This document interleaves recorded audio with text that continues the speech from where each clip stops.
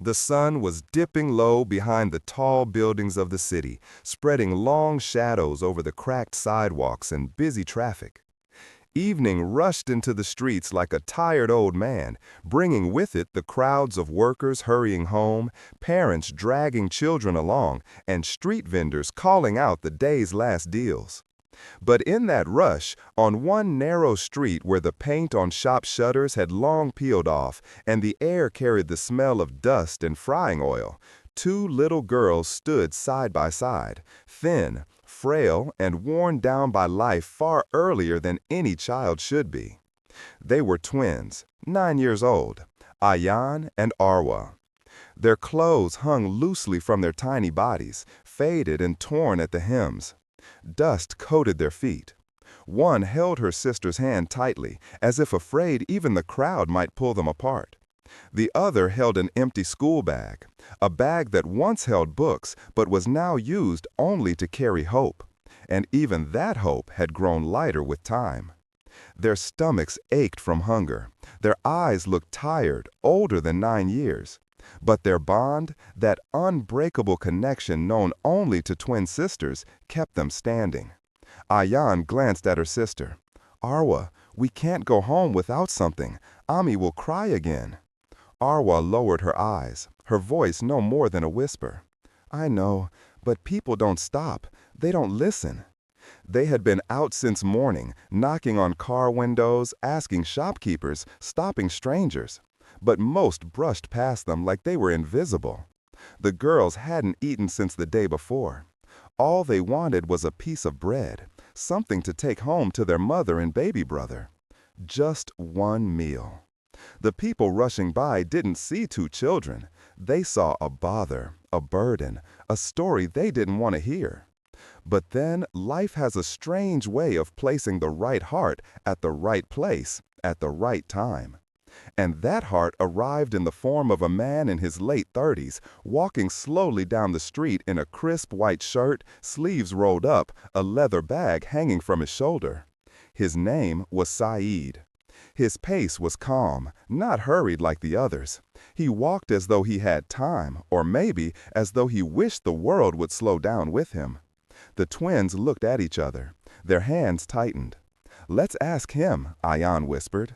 "But what if he gets angry too?" Arwa asked. "We have to try." They stepped forward, blocking his path as politely as children could. Their voices trembled. "Uncle, please, can we have something to eat? Anything, even just bread." For a moment, Saeed stood still, taken aback at the sudden interruption in the middle of a noisy street. But then he bent slightly, trying to meet their eyes. Their eyes. He couldn't forget them later, wide, desperate, yet holding that spark of someone who still hoped life would give them one good moment. Saeed looked around. Hundreds of people, hundreds of stories. And yet, these two. He softened his voice. "What happened, Beta? Why are you out here alone?" The girls exchanged nervous glances. They never liked explaining. Most adults didn't care anyway. But something about his tone coaxed honesty out of them. "Our mother is sick," Ayaan said. "And we don't have food at home," Arwa added quickly. "And our baby brother is hungry," Ayaan whispered. "And we haven't eaten since yesterday," Arwa finished. Their words came out like broken pieces, trying to hold on to dignity while telling the truth. Saeed felt something shift inside him, a tug, a memory. Two little sisters, just like his own daughters, who would have been around the same age if life had not taken them too soon. He swallowed. The pain he carried, the pain he never spoke of, rose in his throat. But instead of backing away, instead of shutting down, he breathed deeply. "What are your names?" he asked, his voice soft. They told him. And then Saeed did something no one else had done all day. He knelt down on the dirty pavement so he could face them eye to eye. And he asked one question, a question that would change everything for them and for him. He said gently, "Hear me carefully. If I give you food, real food, warm food, will you promise me something?" The girls nodded eagerly, thinking he meant they shouldn't disturb him again. That's what adults usually said. But he surprised them. "Promise me," he said, "that you will never think you are less than anyone else. You are children. You deserve love and respect, and you deserve to eat every day. Promise me you will remember that." The twins froze. No one had ever said anything like that to them. People gave coins. People scolded. People ignored. But no one ever looked at them as if they mattered. Slowly, Ayaan whispered, "We promise." Arwa repeated, "We promise, Uncle." Saeed stood up and motioned for them to follow. He took them to the nearest bakery first. They stood wide-eyed as the smell of fresh bread filled their senses. Saeed bought bread, biscuits, warm milk, and fresh fruit. But he didn't stop there. He sat them at a table, a real table, wiped their hands with a napkin, placed the food in front of them, and said quietly, "Eat slowly. Your stomachs are empty." They tried, but hunger made them cry silently as they ate. Tears fell into their food. Saeed didn't stop them. He let their small souls release the pain they had been holding. He bought food for their mother and baby brother, too. He packed everything neatly in a bag. When they finished eating, the girls looked different. Their shoulders lifted a little. Their eyes weren't as dim. Life had crept back into them. But the biggest twist, the twist meant to stay with the reader long after the story ends, happened when Saeed walked them home, carrying their heavy bags so their small arms wouldn't hurt. They led him into a narrow alley, up broken steps, to a one-room home. Inside, their mother lay pale on a thin mattress, coughing weakly. A baby boy sat beside her, his clothes loose, his cheeks sunken with hunger. Saeed paused in the doorway. It hit him hard, harder than he expected, because the room looked exactly like the one he grew up in. No electricity, no proper kitchen, no bed, no comfort. He stepped inside, quietly placing the food on the floor. The mother struggled to sit up, startled by the presence of a stranger. I'm sorry," she whispered, embarrassed. "I didn't send them to beg. They went themselves. They were hungry." Saeed knelt beside her, the same way he had knelt for the girls. "You don't have to apologize," he said softly. "They are brave. They did what they had to do to take care of their family." Tears spilled down her cheeks. Years of exhaustion, fear, and guilt seemed to break all at once. He gave her the milk, helped her drink. The baby smiled faintly, a smile that made something inside Saeed crack in a beautiful, painful way.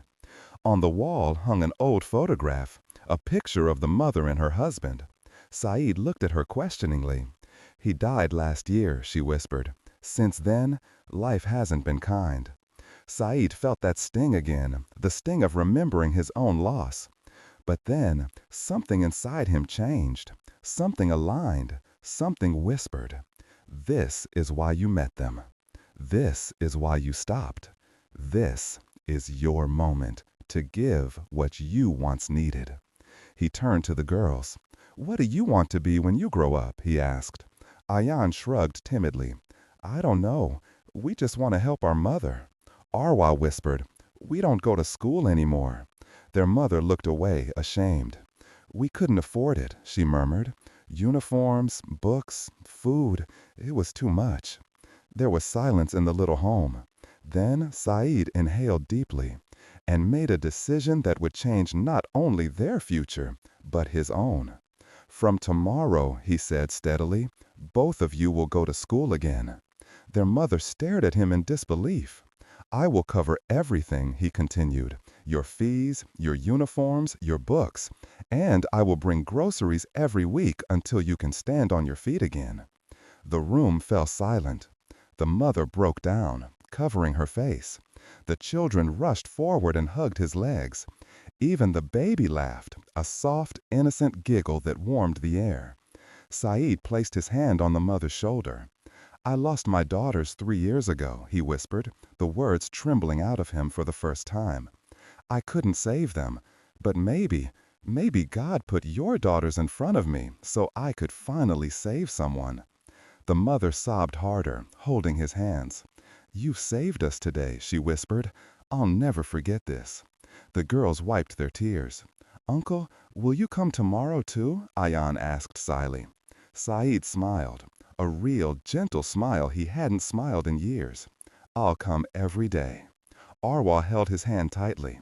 "You asked us to promise something," she said softly. "And now, we want you to promise something too."